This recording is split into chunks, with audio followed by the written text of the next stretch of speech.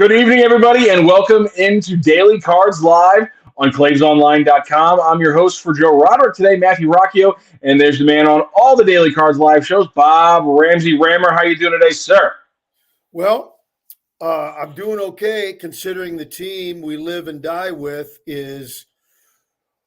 I'd want to go back and look. There's been a lot of disappointing years in my time as a fan. This is pretty damn bad. Yes, it is. 1965, after a world championship, it was a mess. There were reasons. 1973, a horrible start, but the team bounced back a little bit. It was after the Cardinals were forced themselves into a couple trades, like moving Steve Carlton and some just insane things like that.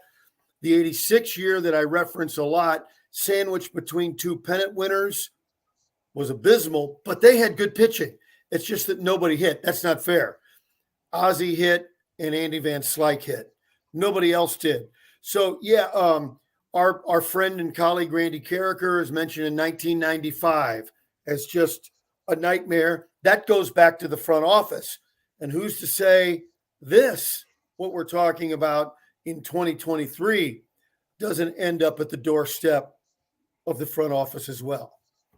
And let's talk about today's rough game for the Cardinals. They have gotten swept now by the Los Angeles Angels, right on the back of them getting swept by the Dodgers, and that 2-8 horrendous road trip on the West Coast.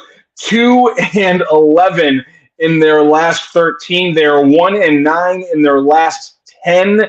It's bad right now. Obviously, you lose 11-7 today. That's a lot closer than the game seemed for the majority of people. And I know we don't have our lineups today, but everybody, if you want to, please check out our friends at Bootleggin' Tavern and Bootleggin' Bob's. You can check out Bootleggin' Tavern, 4501 Shoto Avenue, and Bootleggin' Bob's, 3457, Morgan Ford Road. I almost said Magnolia Road. Morgan Ford Road, 3457 Morgan Ford Road, Bootleggin' Bob's. So no lineup today, but let's go through a little bit for them. What happened, and obviously the Cardinals take an early 2-0 lead thanks to a Contreras double. We then get to the fourth, and things really started to unravel there. The Renfroe home run, the 3-run shot, ties it, makes it 4-2 for the Angels. And then we get to the third, and just the Kings continue to unravel. Ohtani gets a single. Eventually the bases is loaded.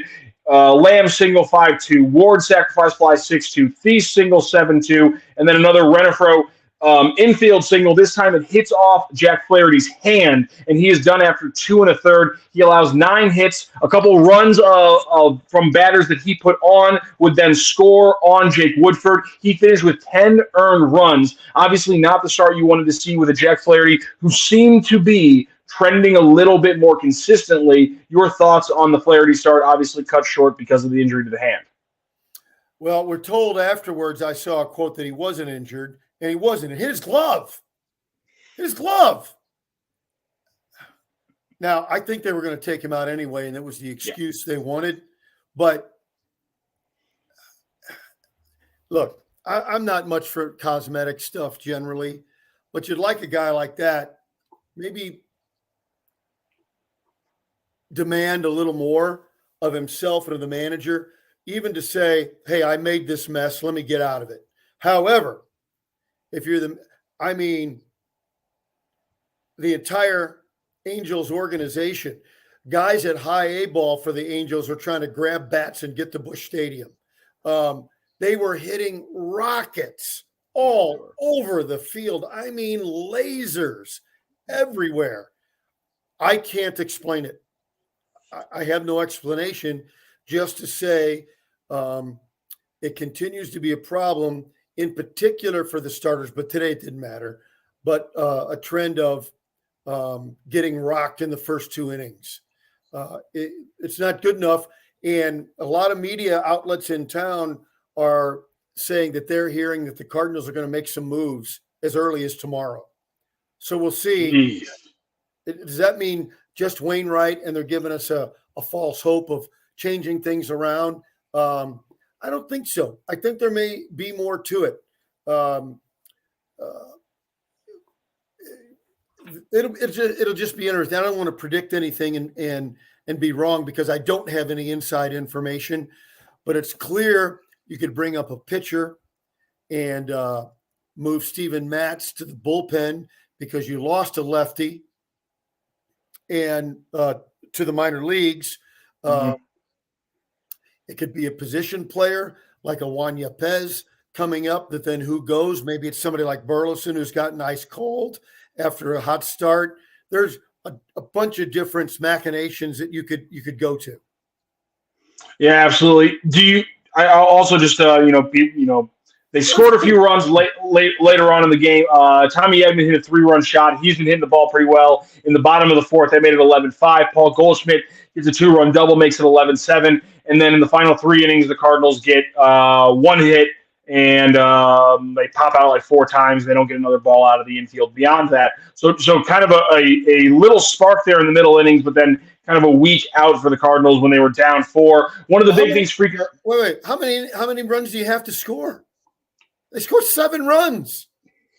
Well, that's the problem. I mean, on only 10 hits, that's pretty damn efficient.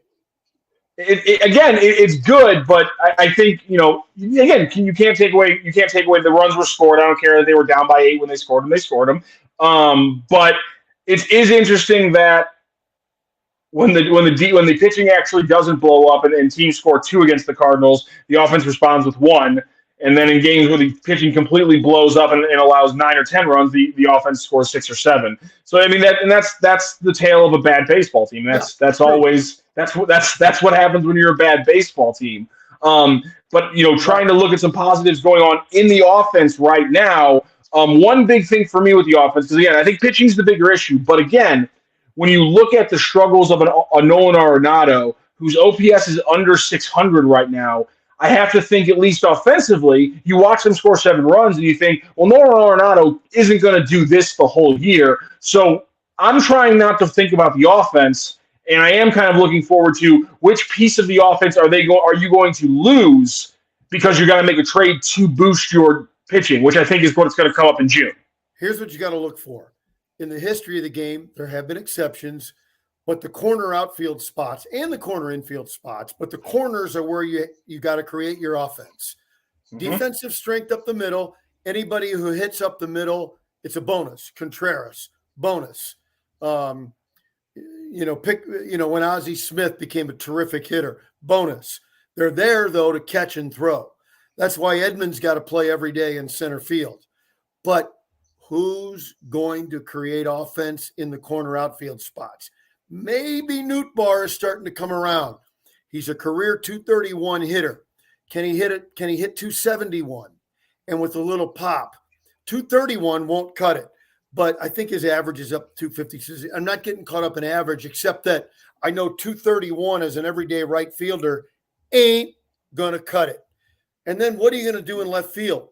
Your 2 gaping holes in offense are in left field and right field. And again, hopeful that Nootbaar is coming around. Yeah, and you're talking about getting your production from the corner infield and corner outfield. They're getting it from first base and Paul Goldschmidt. He usually starts pretty slow. In most years, his April and Mays have not been very good for him at all. And then so far, it's been Nolan Arenado. Again, if Nolan Arenado was just had an OPS around his career average in the 800s, this offense would probably, in those quiet games, this offense probably has 1 or 2 or 3 more crucial runs. They probably have 13 or 14 wins instead of 10. Again, they're not a winning baseball team. They're not a 500 baseball team, but they're certainly not in the hole they are right now, just if they get that one boost for a player who you expected to be right there. He'll be fine. Anybody who wants to get a hold of me on Daily Cards Live on Claves Online, I'll bet you $1,000, $1,000 of my own money, assuming health. There's the caveat. Assuming health, that Nolan Arenado will not hit 230. That he'll be close to his season numbers. Now, such a slow start, although out of the gate, first week or two, $1,000. Although, nice visual aid. I had to write it backwards too because there was a camera and everything. Out of the gate, he was not bad. The first week or two of April, he was fine. It's just an abysmal slump. But anybody thinks his career is over now? I don't even understand. I don't even understand the questions. The guy's got a track record. He's probably going to be a Hall of Famer. What the F are you talking about? Unless we discover he's hurt, that he's got a lower lumbar disc ready to explode or something's Okay, going and I'll say this right now.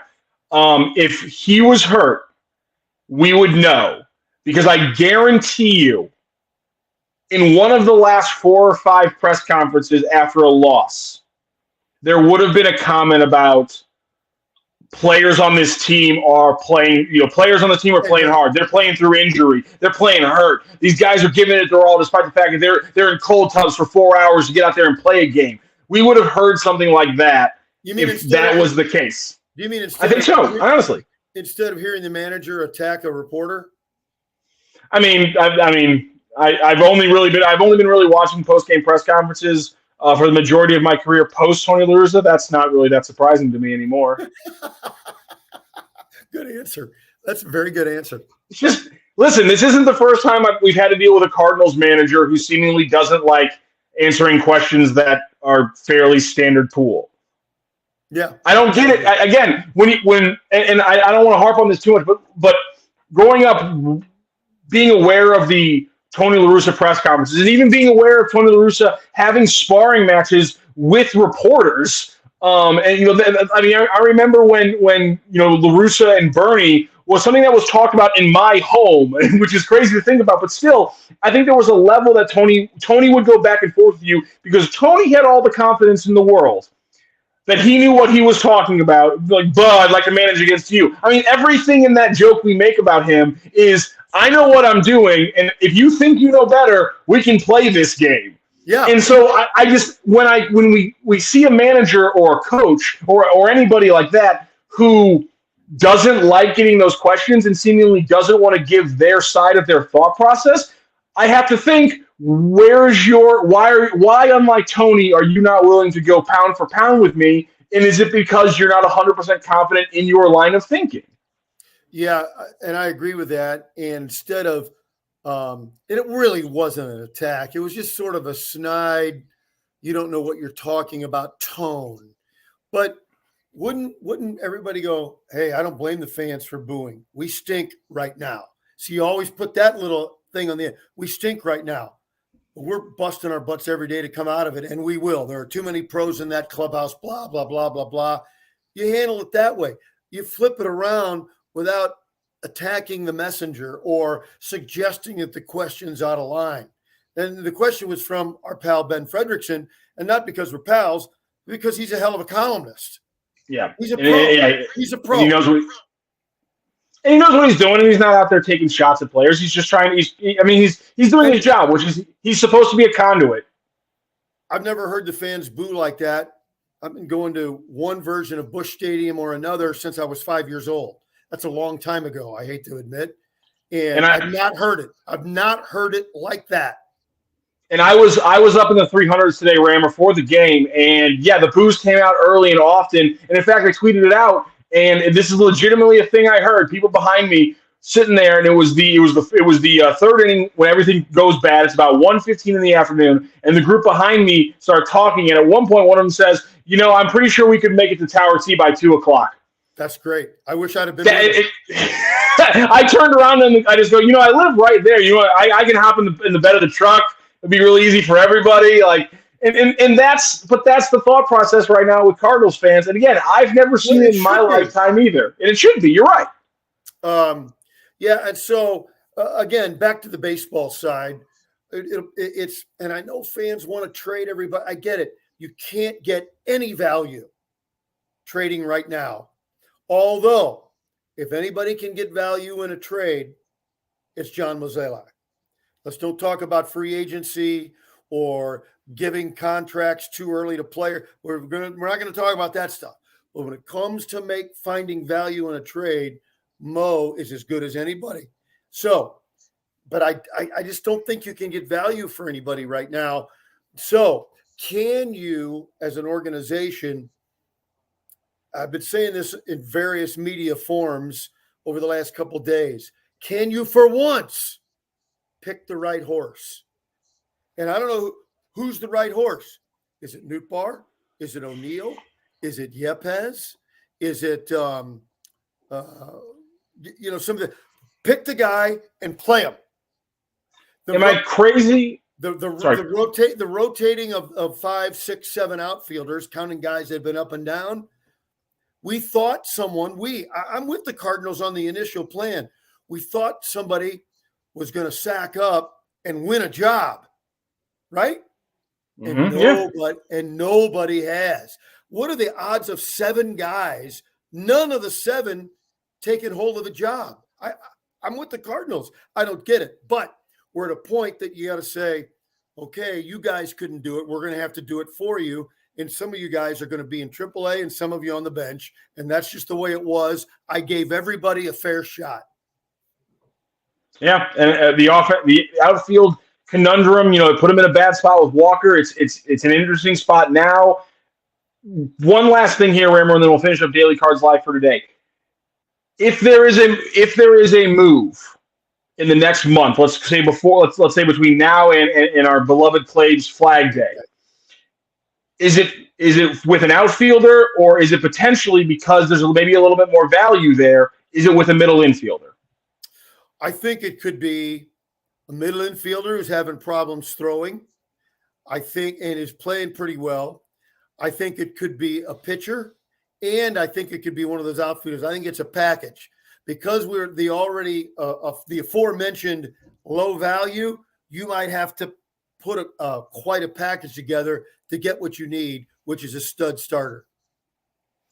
Cardinals are back in action on Friday. They start a 3-game series against the Detroit Tigers, and I'll tell you what, Rammer, I didn't think a mid-May series against an AL Central team would be as crucial as it is, but coming off 2 straight sweeps, this is the most crucial series of the season for the St. Louis Cardinals. Well, we've talked for a long time, and managers, and I think Ollie too, you kind of break the season into 10-game segments. You really can't. On the other hand, last night he was getting criticized for not sending Helsley back out there. He played the bullpen perfectly. It's just that Gallegos failed. Yeah. Your closer's got to close. So who's your closer? That's what I was just going to say. Now you don't know. Now, yep. That's a very scary spot for a manager not to know who can close out a game. Yeah, that was a weird thing, and there's been some other moves. Honestly, I've been critical of Marmol, but I do think he was right in the move with the pitching staff last night, and I do not think the Taylor Motter move, as much as I don't like a Taylor Motter move, I don't like the move today. But considering that Gorman's back tightened up, there's no need to read into it. And so now, I think the problems are much bigger, and it's going to be interesting to see if they can figure it out over the weekend. Rammer, thank you so much for joining me here on Daily Cards Live. Before we go, I want to tell everybody about my good friends at Munganess St. Louis Acura. Give them a call if you have an issue with your car, or make it even easier. Go to their website, Munganess St. Louis Acura, and you can book your service appointment right there on your phone, on your computer, what have you. And if you have to change it, you can change it right there. You can do it all online. Makes it so easy. You just pull your car in right there when your appointment is, jump out, that you set up, and they get you on their way in the best way. It's the best service out there, and they can take care of you no matter where you bought your car or what kind of car it is. It's Munganess St. Louis Acura. Rammer, thank you so much for joining me. You have a great rest of your day. See you, buddy. Thank you. See you later. From our roots in St. Louis, Royal Banks of Missouri is branching out to continue serving you with our locations in St. Charles, Jerseyville, Granite City, and now in Hannibal, Center, and New London. Royal Banks of Missouri, the community bank in your community.